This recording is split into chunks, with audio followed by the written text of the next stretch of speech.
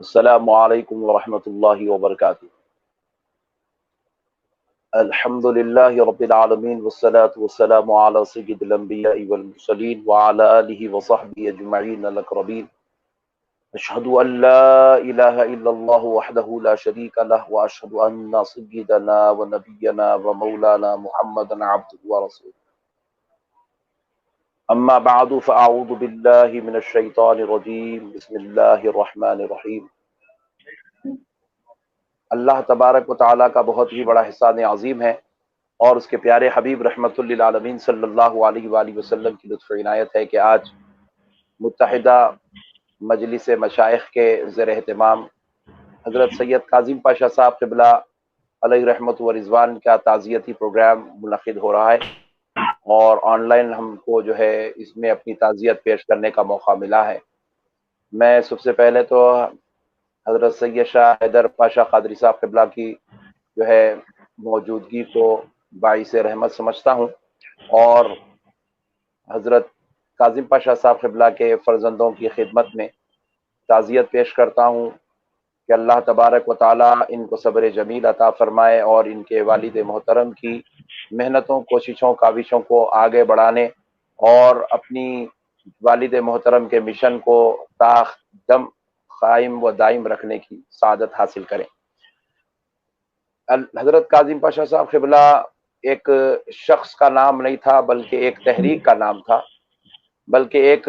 جامعیت کا نام تھا، ایک ایسی شخصیت کا نام تھا جو جہاں بیٹھ جاتے تھے وہاں اہل سنت والجماعت کے جھنڈے گاڑ دیتے تھے۔ حضرت کاظم پاشا صاحب قبلہ کو لوگ خطاب کے لیے اس لیے نہیں بلایا کرتے تھے کہ جلسہ کامیاب ہو جائے یا ایک تقریر ہو جائے یا ایک خطاب یا ایک وعظ ہو جائے،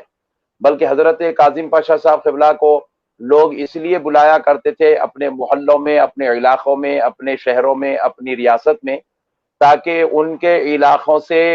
بدعقیدگی کا، وہابیت کا خاتمہ ہو جائے۔ حضرت کاظم پاشا صاحب قبلہ کا ایک خطاب نوجوانوں کے لیے 1 سال کے خطابات کے برابر کا ہوا کرتا تھا، کیونکہ ہم نے بھی اپنے مشاہدات سے دیکھا ہے، اپنے تجربے سے دیکھا ہے، حضرت کاظم پاشا صاحب قبلہ جب بیان فرما دیتے تو وہ علاقے کی عوام جو ہزاروں کی تعداد میں آپ کو سننے آیا کرتی تھی، وہ ساری کی ساری عوام اپنے دلوں میں عشق مصطفیٰ کے ٹھاٹے مارتا ہوا طوفان سما کر جایا کرتی تھی۔ حضرت کاظم پاشا صاحب قبلہ کے خطاب سے وہابیت گھٹنے ٹیکنے پر مجبور ہو جاتی تھی، بدعقیدوں اور حق پرستوں کے بیچ کا اختلاف سمجھنے کا نوجوانوں کو بالخصوص موقع ملتا تھا۔ آپ اپنے خطاب کے ذریعے سے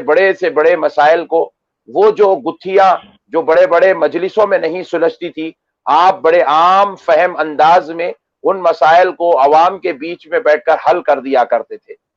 اسی وجہ سے عوام آپ کو دل سے چاہتی بھی تھی، پسند بھی کرتی تھی، اور بے انتہا آپ سے محبت بھی کرتی تھی۔ آپ کے اندر بھی اللہ تبارک و تعالیٰ نے وہ نعمت رکھی تھی کہ آپ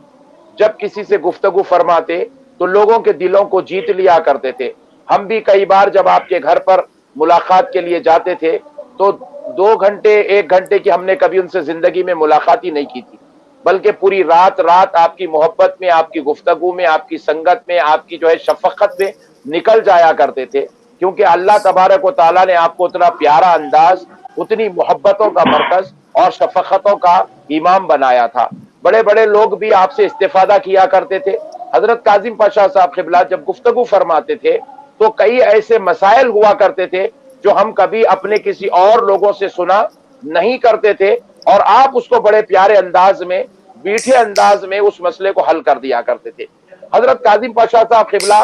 کا اس دنیا سے رخصت ہو جانا، گویا کہ ہم یوں محسوس کرتے ہیں کہ اہل سنت والجماعت اپنے ایک عظیم رہنما کو، اپنی ایک عظیم خطیب کو، اپنی ایک عظیم مشفق عالم کو کھو چکی ہے، اور حضرت کاظم پاشا صاحب قبلہ کے جو ہے نقصان کی اب بھرپائی نہیں ہو سکتی ہے، کیونکہ اب ایسا خطیب، اب ایسا دل نشین شخص اور ایسی عظیم المرتبت شخصیت اب مسلمانوں کے بیچ میں پیدا ہونا اور اس شان کے ساتھ اپنے آپ کو منوانا، یہ اب کسی کے بس کی بات نہیں ہے۔ حضرت کاظم پاشا صاحب قبلہ نہ صرف عوام کے اندر مقبول تھے، بلکہ سیاسی شخصیات میں بھی उलमा के दरमियान में भी, मशाइखीन के दरमियान में भी और उमरा के दरमियान में भी आप वैसे ही मकबूल तरीन शख्स थे। हम एक मरतबा मद्रास में हजरत काज़म पाशा साहब क़िबला के साथ बयान में थे, स्टेज पर थे, तो हमने हजरत काज़म पाशा साहब क़िबला के सामने बड़े बड़े सूरमाओं को ज़ानु अदब तय करते हुए देखा था।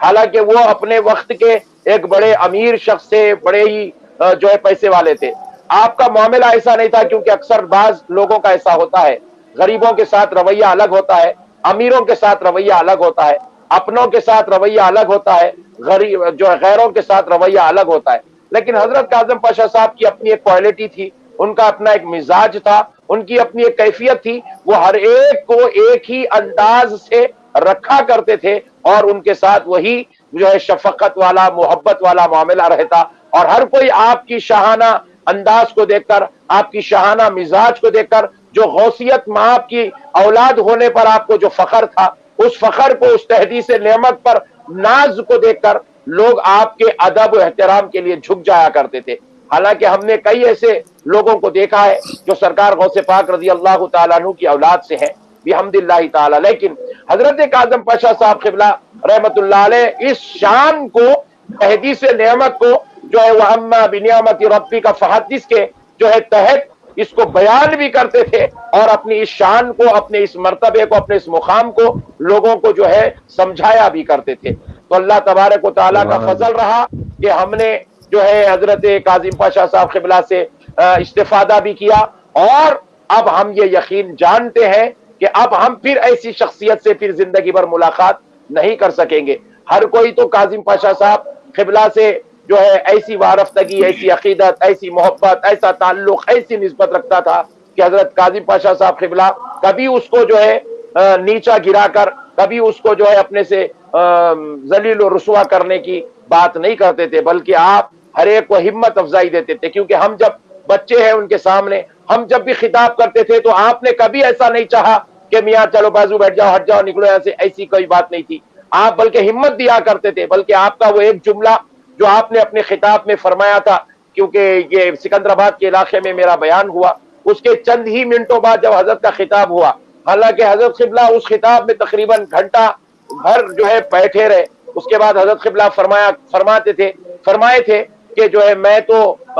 ऑपरेशन करता था, हमारे अहमद नक्शबंदी टुकड़े करके डाल रहे। हालांकि ये आपका जुमला उस लिए मेरे लिए जो है इतनी बड़ी हिम्मत का सबब बना कि उसके बाद मुझे समझ में आया कि जो है हजरत काज़म पाशा साहब क़िबला सामने वाले को कितनी इज्जत देते हैं, सामने वाले का कैसा लिहाज रखते हैं, किस कदर आप उससे मोहब्बत भी करते हैं। तो इस तरीके से हजरत काज़िम पाशा साहब क़िबला की यादें हमारे साथ इंशाअल्लाह ताला ता दमे हयात रहेगी। हम इस शख्सियत को नहीं भूल सकते, क्योंकि ये वो छाप छोड़ने वाली शख्सियत थी। और ये छाप जब छोड़ते थे तो आप जो है छाप अपने सिर्फ जलसों के हद तक नहीं, बल्कि लोगों के दिलों पर आप अपनी छाप रखते हैं, लोगों की अक्ल फिक्र पर आप अपनी छाप रखते हैं। और काज़िम पाशा का चेहरा वो चेहरा है, इंसान सब चेहरे तो भूल सकता है मगर हजरत काज़िम पाशा साहब क़िबला का चेहरा नहीं भूल सकता। अल्लाह ने उनको चेहरा भी इतना कमाल का अता फरमाया था। तो ये बड़ी जामे शख्सियत थी। इन पर अगर रोशनी डालनी जाए तो मैं समझता हूं कि